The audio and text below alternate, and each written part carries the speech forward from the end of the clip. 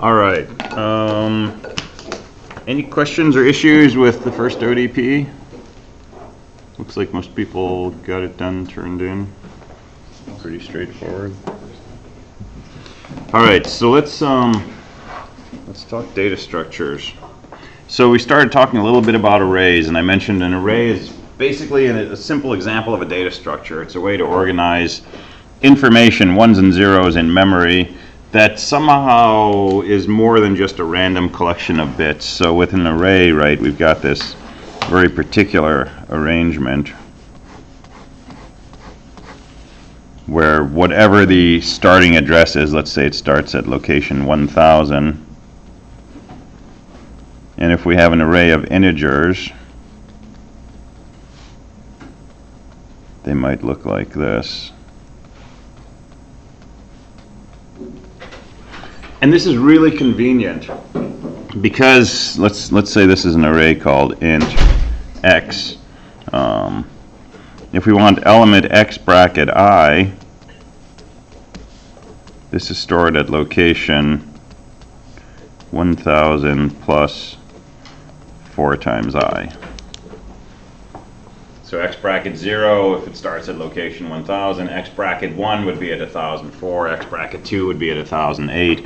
And if we want to know where the 100th element is stored,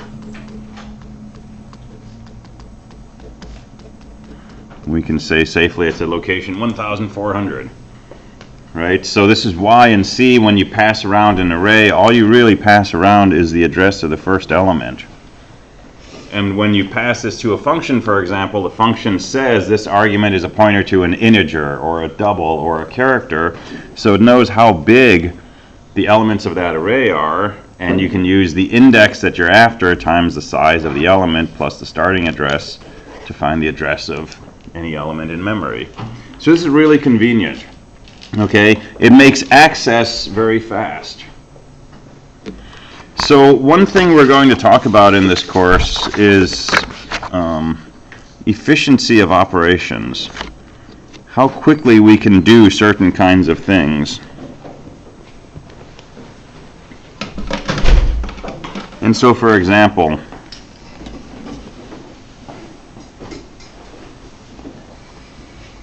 reading from an array. Well, if you just want to read the ith element of an array, it doesn't really matter how big the array is. It takes you a certain amount of time, basically the time required to multiply the index by the size of the elements and add it to the starting address. So we have this notion called order of complexity. Okay, so this is called big O, or order of complexity.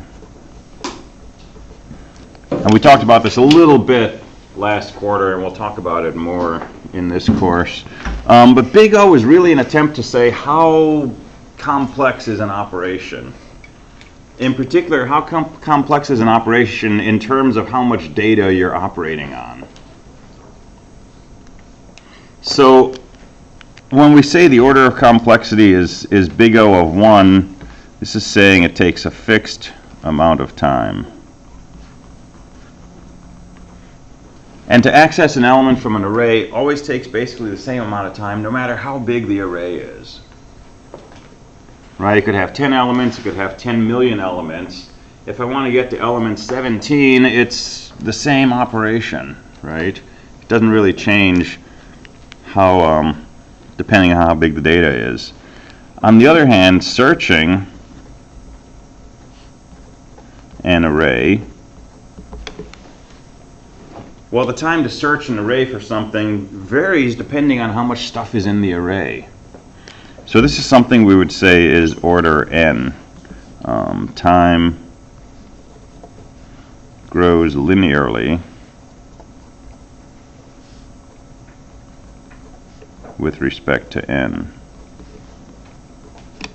In other words, if I have an array of 10 pieces of data and I want to search that array for some particular item, I might find it the first thing that I check. It might be in the first element. It might be in the last element, or it might not be in the array. So best case takes one operation. Worst case takes 10. Average case, maybe 5.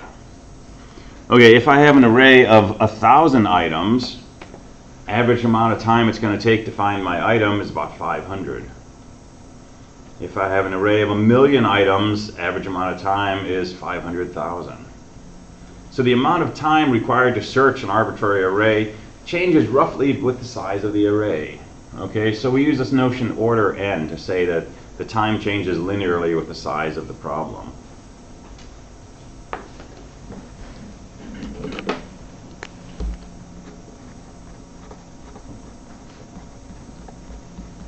If you think back to a bubble sort, if we want to bubble sort an array of numbers, we have to make a series of passes through our array, and each pass involves starting at the beginning of the array, moving through to the end, and swapping pairs of elements that are out of order. Okay, so we have an inner pass, which takes basically n operations, and we do a total of n of those inner passes. So a bubble sort is what we call order n squared.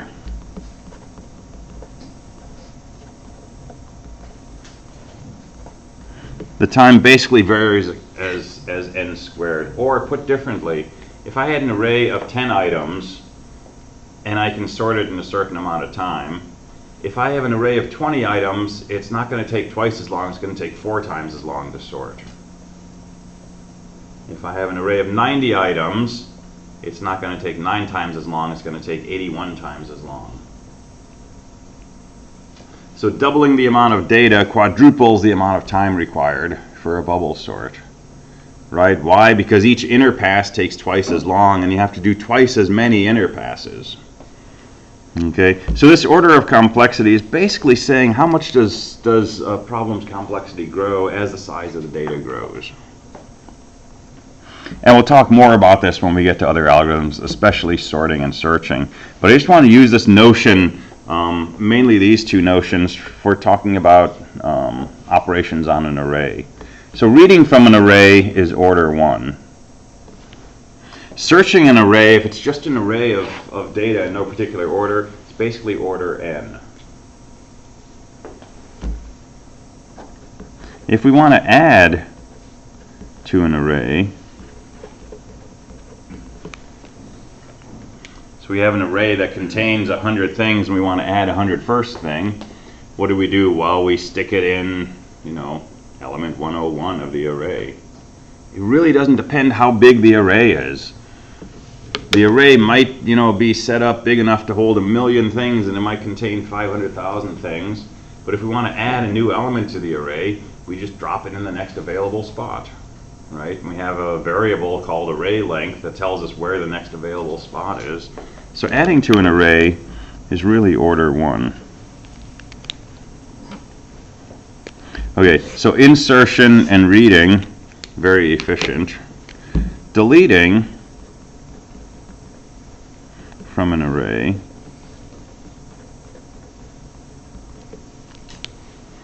well, you have to find the thing that you want to delete. But suppose you already know this. Suppose you say, I want to delete element 31 from this array. You got a couple of options. One option is to get rid of element 31, just take element 32 and move that up to element 31. Take element 33, move that to 32, take 34 and move that to 33, and basically shove the entire bottom of your array up one spot, which gets rid of element 31. It replaces it with, the elements below that. That's a complex operation that takes order n operations. But an easier way to delete from an array is to do something like this. Let's say this is your array and I want to get rid of this element. Well, I can just take the last element, copy it up there. And then my variable that I'm using to say how many things are in my array, I just subtract 1 from it. And so deleting is actually in order 1 if we do that. But this all works assuming our array is not sorted in any particular way. It's just a bunch of random numbers in whatever order they happen to be. So reading, appending, deleting, very efficient. Searching This is expensive. Now, if on the other hand, we have a sorted array,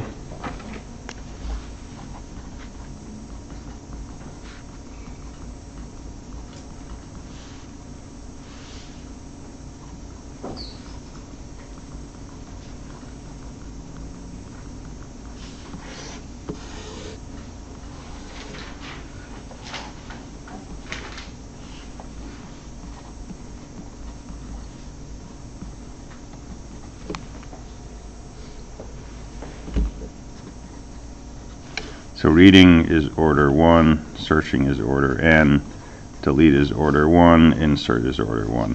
Okay, if our array is sorted, we can search more efficiently. 224, you made a high-low game. That's basically what we call a binary search. If you have a million numbers in an array and they're sorted from smallest to largest, and you want to search for a particular number, instead of just starting from the beginning and checking all million numbers, you can start right in the middle. And you can say, is this the number I'm looking for? Well, if it is, you got lucky. But if it's not, you can say, is this bigger or smaller than the number I want? And if the number in the middle is bigger than the number you're searching for, you never have to look at that second half of your array. You can re-ask your initial question on that first half of the array. Is my number in this first 500,000 elements? And again, you start right in the middle. And if that number in the middle happens to be smaller than the number you're looking for, now you can just look at that middle 250,000 elements. And so each time you do this, you cut the size of your array in half. And so with a sorted array, the order of complexity is basically logarithm base 2 of n. And that's much better than log n. A million entries, regular search order n takes about 1,000,000 operations. If it's sorted, log of 1,000,000 is about 20. It takes you 20 operations. This is why you can play high-low and guess somebody's number pretty quickly. Okay, you're basically searching for the number that somebody picked. So sorted array search is very efficient. Reading an element is still very efficient. But insertion is tricky now. We can't just insert by adding to the end of the array, because our array may not be sorted anymore. So if our array is stored like this,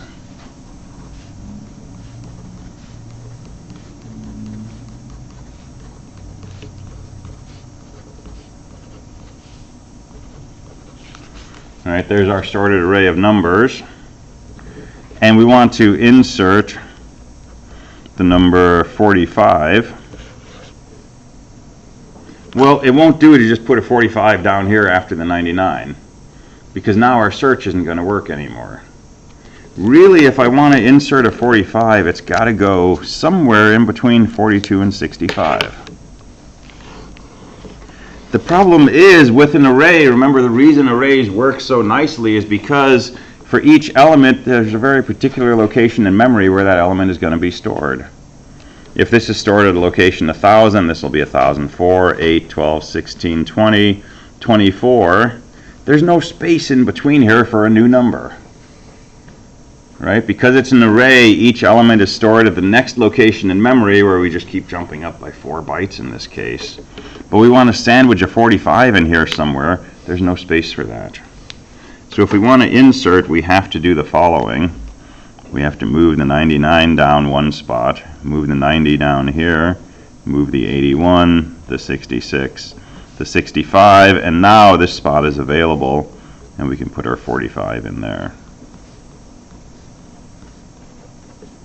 And now our array will look like this.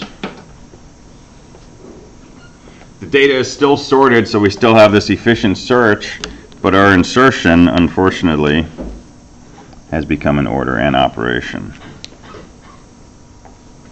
And deletion is exactly the same thing. If we want to delete the number 15, we can't just take the last number 99 and put it up there because the data is not sorted anymore. To delete the 15, we really need to move everything up. And you know, worst case, you delete the first thing, it takes you n operations. Average case takes you n over 2. So deletion is order n. So we've improved our search performance quite a bit, but we've really killed our ability to insert and delete efficiently. Yeah?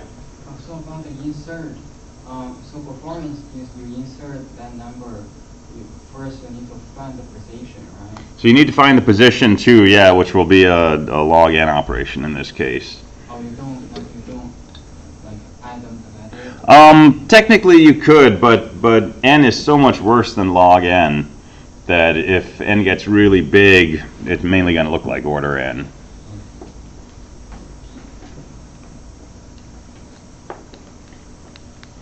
All right, so we have a bit of an issue with arrays, right? They're really easy to make, they're really easy to use, but they're not good for searching. And if we make them good for searching by sorting our data, we lose our ability to insert and delete efficiently. So what we would like is a way to have a bunch of, say, numbers stored in memory, but still be able to insert and delete efficiently. Okay, the reason that our insert and delete got expensive was because we have this predefined mapping where successive elements of our array are stored in successive locations, in this case starting from location 1000 and incrementing by 4 from element to element. Well, suppose we throw that away. Suppose we try and find a different way to store our data in memory that does not insist that each element is stored 4 locations past the previous one. Suppose we let these things be more fluid in how they're stored. That's going to actually give us back our efficient insert and removal. So picture this.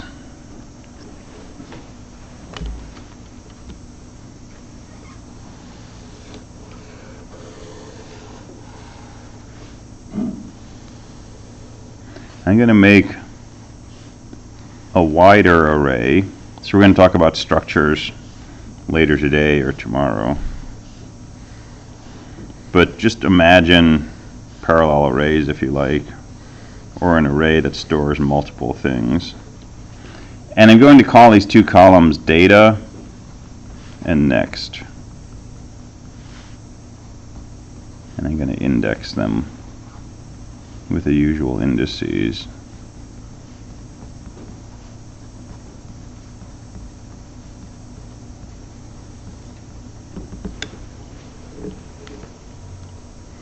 And let's say our array contains the numbers 10, 15, 20, 25, and 30.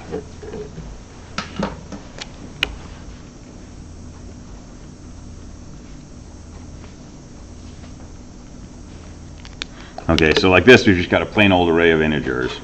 And I want to insert 17. And normally that would mean, okay, I've got to take these 3 numbers and slide them down so I can put 17 right in here.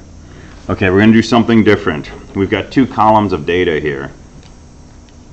So my first number is 10.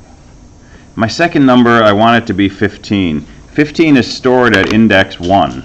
So what I'm going to do is right next to this 10, I'm going to write down the index of the next number in this collection of data. So this says my first number is 10. The next number is at index 1. That's a 15. The number after that is going to be stored at index 2. That's the number 20. The number after that is stored at index 3. That's the number 25. The following number is stored at index 4. That's the number 30. And I'm going to use a special flag here to say there is nothing stored after the number 30. I'm going to use a -1. And -1 is not a legal index for an array in C. So when I see a -1, instead of looking for element bracket -1, I'm going to say, oh, there's nothing else stored in my collection of data. Okay, with me so far? Right, you see that this structure over here stores that array of 5 numbers. Now I want to insert the number 17. here's what I'm going to do. I'm going to put a 17 down here because this is the next available location. Okay, that's an efficient operation. Doesn't take any time to just add something to the end of this array. But what I really want is I want this 17 to follow my 15. Okay, so my 15 says the next piece of data is at location 2. I'm going to change that. I'm going to say the next piece of data is at location 5. That's the 17. And then what should come after the 17? The thing that used to come after the 15, which was 2. And I'm done. I've inserted 17 into this collection of data, and it's still sorted. Why? Because I start at 10, that's followed by 15, that's followed by 17, which is followed by 20, followed by 25, followed by 30, that's the end. So now I've basically sandwiched a 17 right in here, but I didn't have to move anything around in memory. I didn't have to shove a whole bunch of my array up or down to make space. Yeah? Wait, so I'm kind of confused how you would implement this in code, though. Implementing is a whole different story. Okay, so we'll spend a lot of time talking about that. But with the benefit of a nice piece of paper and an eraser, right? Does this make sense? Mm-hmm. Okay. So this is called a linked list.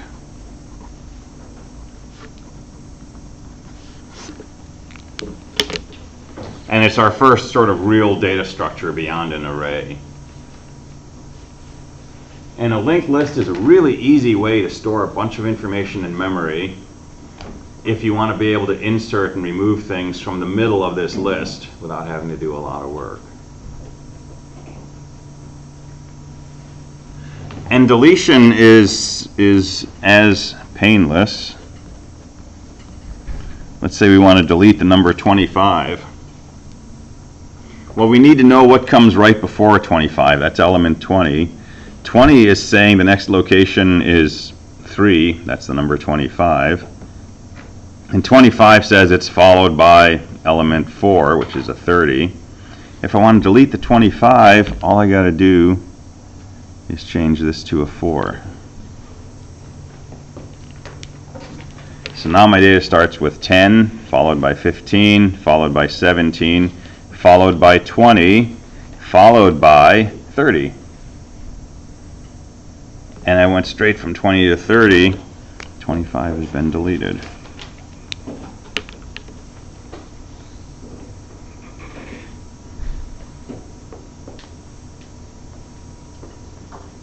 All right, so we're going to do this a lot, and tomorrow I'm going to pass out some like worksheets, and we'll work on this as a group. But that's the basic setup of a linked list. Okay, so there's a few things you should know about this.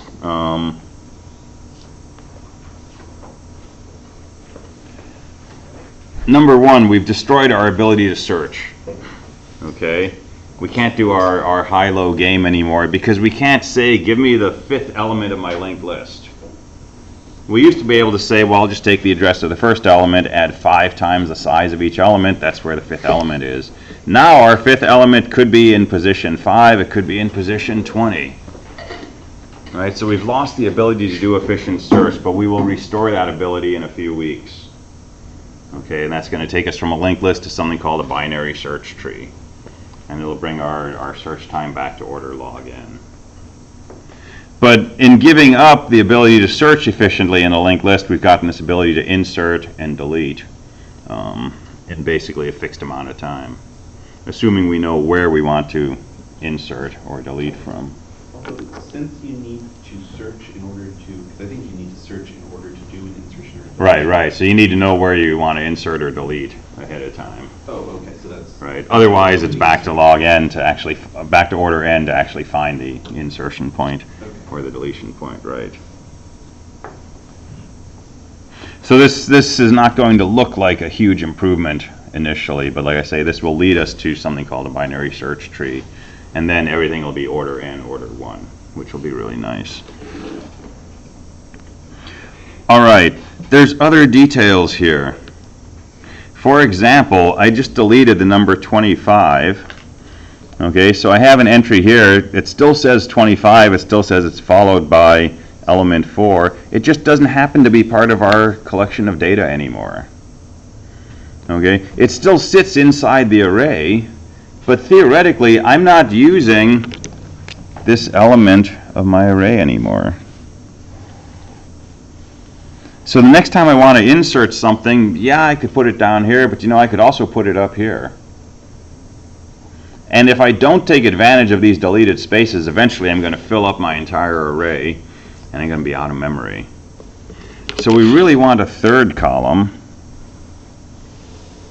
on each of these.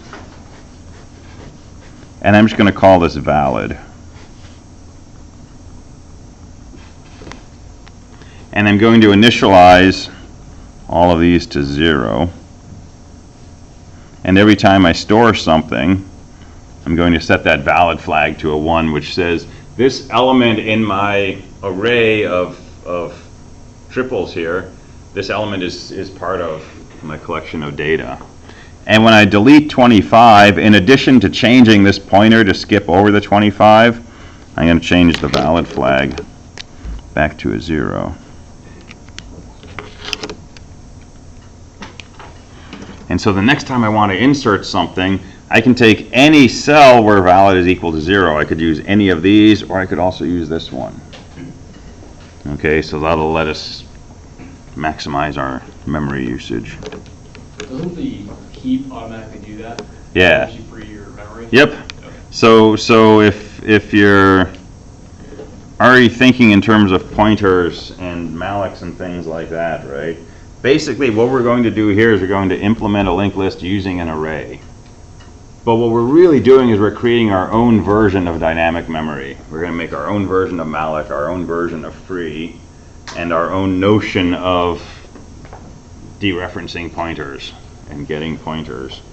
But we're going to do this totally using arrays. We're not going to have any pointers anywhere in sight except for like an array. And this is going to be PA1. Okay, your first programming assignment.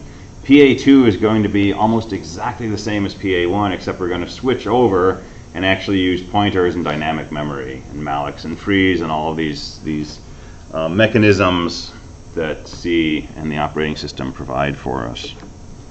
But PA1 will still be able to avoid pointers for the most part.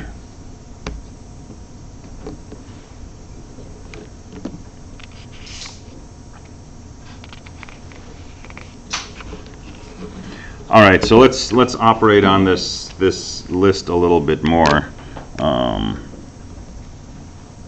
Let's insert a 40. Okay, so 40 should get added after 30. So first of all, I need to store a 40 somewhere in here. Well, I could store it down here, but if my implementation is pretty good, I'll probably say, hey, I've got an unused spot up here. Let's reuse that.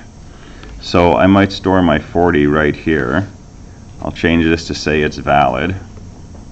And where does it go in our list? Well, it should come after the 30. So 30 is down here, and 30 is right now saying I'm the end of the list. There's nothing after me.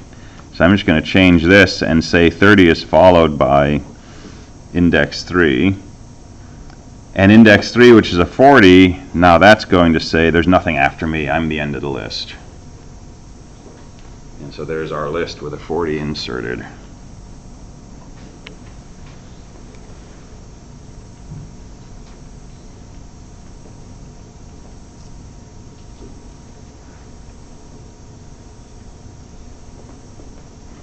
Still making sense? Like I say, we're going to work on this as a class tomorrow with some worksheets. Okay, there's another detail. So if I want to know what's in my list, what do? I start here with element 0 and I say my first number is a 10. That's followed by 15. That's followed by 17. That's followed by 20. That's followed by 30. That's followed by 40. That's the end of my list. Okay, first thing I said, we're going to start with element 0. 10 is the first element of my list. We've got a problem with that because suppose I want to insert a 5. Well, if I'm always starting with element 0 in this big array of triples, right, this has to be where my first element goes. And I would need to put a 5 in here and then move my 10 down somewhere else. And it starts to get really kind of confusing. So this is not exactly how we're going to implement our linked list. We're going to use one more trick. We're going to use something called a Sentinel node.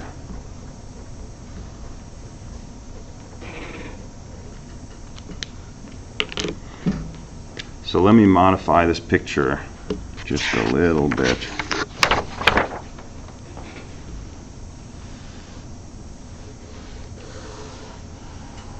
So we've got data, we've got next, and we've got valid.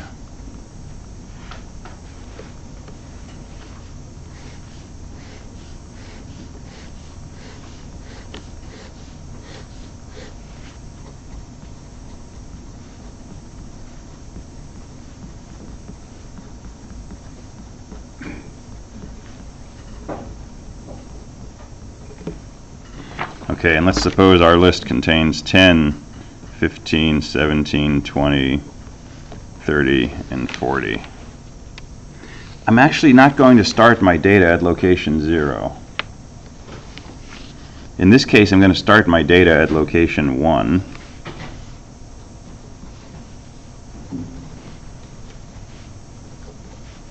And I'm just going to copy this over. So 10 is followed by 15. These are all valid. 15 is followed by 17. 17 is followed by 20. 20 is followed by 30. 30 is followed by 40. And 40 is the end of the list.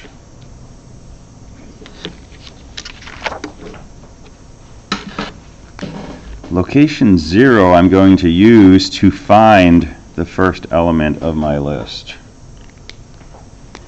So element 0 is used to find the first element of the list. So since my first element is supposed to be 10, which is at location 1, I'm just going to set this next field to a 1. And I'm never going to worry about what's in the data field or the valid field. This cell up here, this first element of the array, is not part of my list of data. Right? The actual first element of my data is whatever's pointed to by this first entry.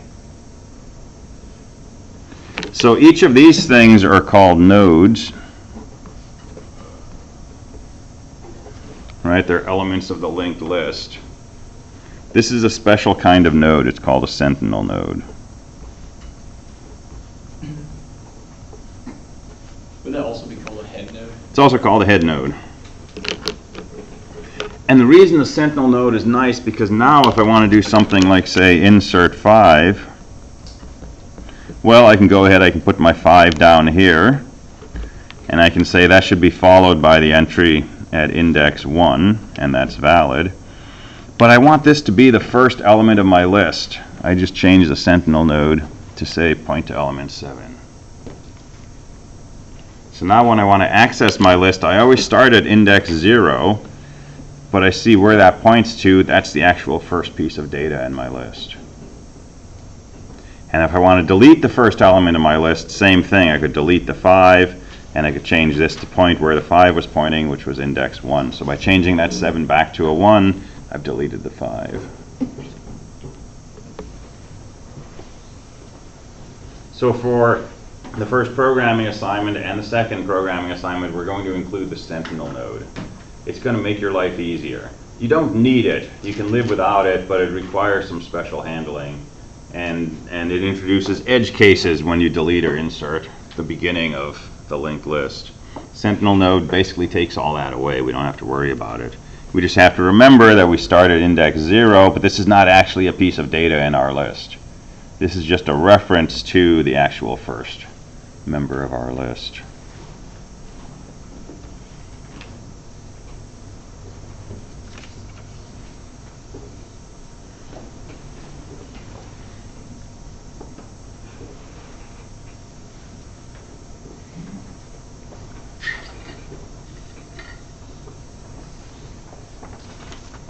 All right, questions on this so far?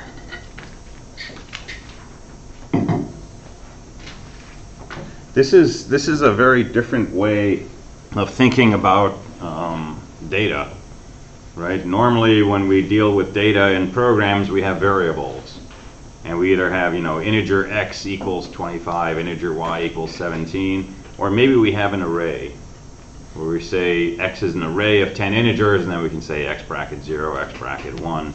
Here, we have an array underneath, but the way we're looking at the data is really as just this collection of numbers organized in a certain way, but we don't really know where these things are stored, right? They're not at all sequential, 10, 15, 20, 40, 30, 17, 5, right? So we're imposing this extra structure on this collection of data by basically having each piece of data point to the thing that comes after it.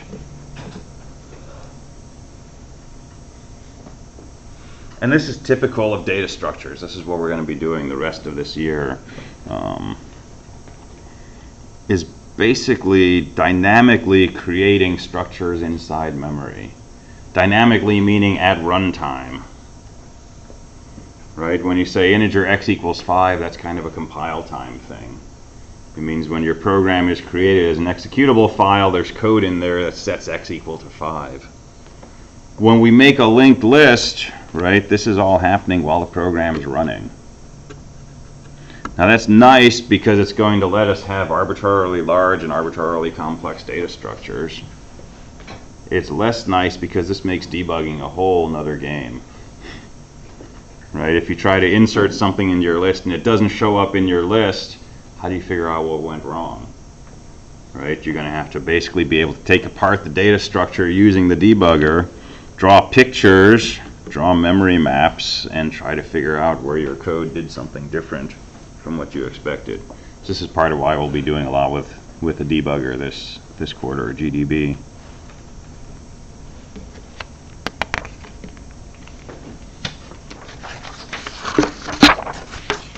All right, so pictures help a lot with CSE 222. And everybody's pictures will probably look different, but part of the challenge in this course is to figure out a way that you can represent these data structures that lets you work with them, that lets you understand what's going on. I very clearly remember struggling with this when I first learned linked lists, trying to grapple with this idea of how can I draw a picture that shows me what's happening. And the pictures I found in the textbook did not help. They confused the heck out of me. And eventually I found my own way of drawing pictures that clicked for me. But it was different from how my friend Larry drew his pictures, right? And it was different from how the textbook drew pictures. So it takes some struggling with, right? It takes some effort. But you'll figure it out, right? And you'll have a way that makes sense. And once you can do this for a linked list, then you can start doing it for trees and heaps and all these other structures that we're going to develop. So there's some learning curve to deal with. So let me show you an example of how this might look as a picture. So let's do some inserts. Let's insert the number 10. Well, let's start off with an empty list. How do we represent an empty list? This is our Sentinel node, index 0, and this is a picture of our Sentinel node. And if we have nothing stored in our list, how do we represent this? We just say the Sentinel node does not point anywhere. Okay, it's followed by -1, which is our flag saying there's nothing else in this list. So this represents an empty list. And we can use the word null sometimes to represent this flag. Okay, null actually is equal to 0, but I'm using -1 for reasons that'll be clear later. So if I write a null here, it basically means this doesn't actually point to another entry in the list. So this is a totally empty list.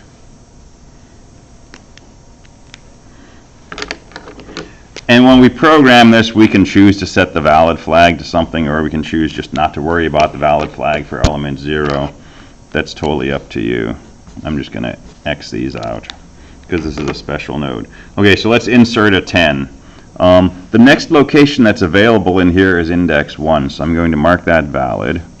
I'm going to set the data equal to a 10, and I'm going to say the Sentinel node should point to the first node, which is 10.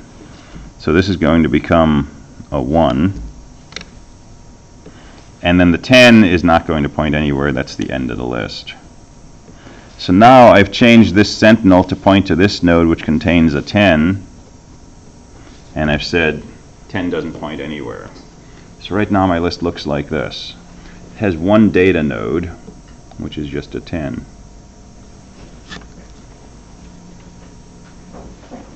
Alright, let's insert a 15 next. I'll put that in the next available location. I'll mark it as valid. And basically, node 10 is going to point to node 15, so that'll be a 2. Node 15 will say there's nothing after this. So that becomes null.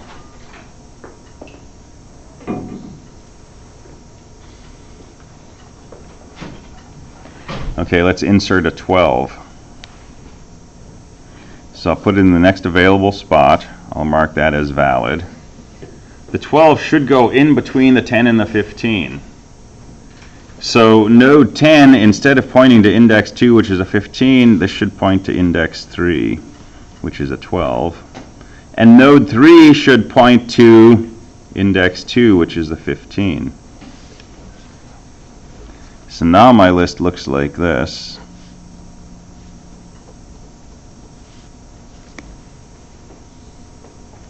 Right, Sentinel points to 10, 10 points to 12, 12 points to 15, 15 is the end of the list.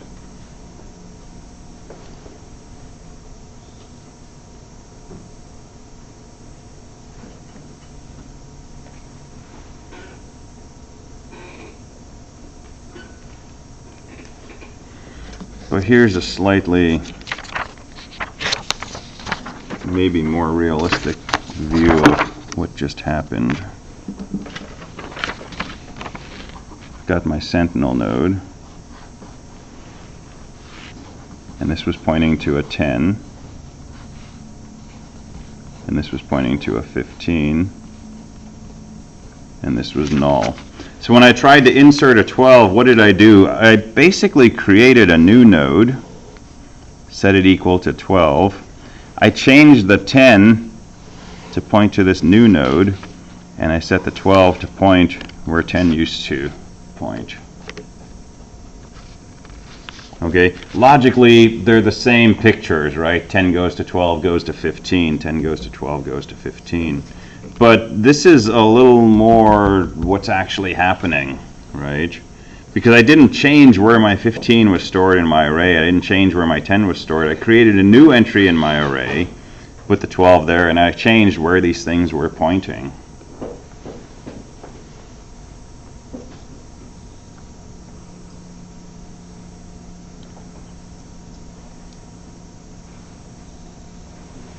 Okay, so let's talk mechanics for a few minutes and let that gel, and then we'll come back to it tomorrow. We'll work on some linked list worksheets. We'll talk about the next ODP, and then we'll talk about PA1. But let's talk some mechanics for the last 5 minutes. So we know we can do parallel arrays, right? I could make integer data, bracket 100, integer next, bracket 100, and integer valid. Alright, I can make these 3 arrays, and I can use that to store this big composite array of triples.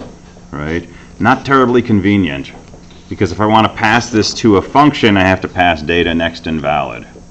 Right? I have to pass 3 arrays, and anytime I do something to one of these, I have to make sure I do the corresponding thing to the other things as well. So what we want to use here is what's called a structure. So I think these get introduced in 121. We touch on them in 224, but I don't require them.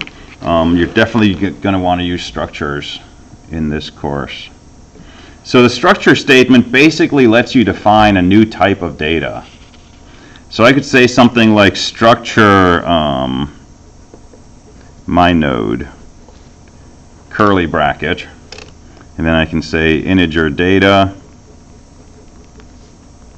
integer next, and integer valid. Closing curly bracket, semicolon. Okay, this is defining a new type of variable called a struct my node. And once I've defined that, I can say something like struct my node x.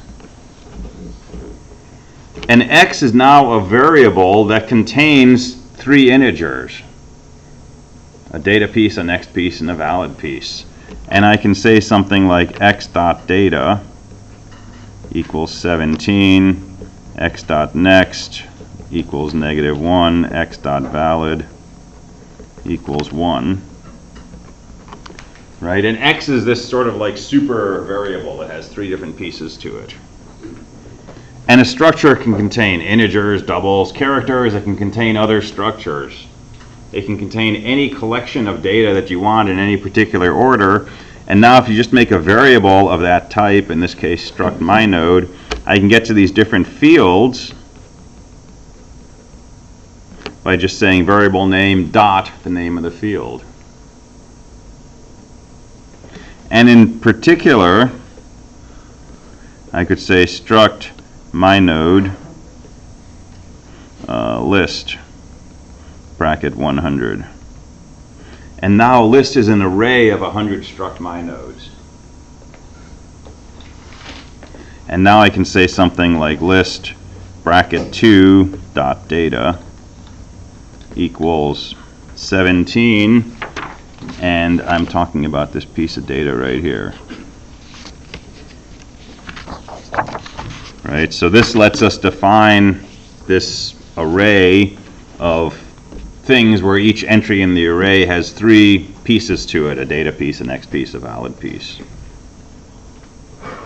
So the linked list we're going to build in PA1 is basically going to be an array of struct my nodes, where a my node has 3 fields to it.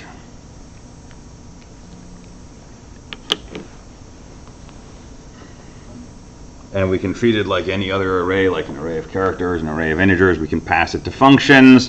We can index elements, and for any element we index, since it's a struct my node, we can say .data, .next, .valid.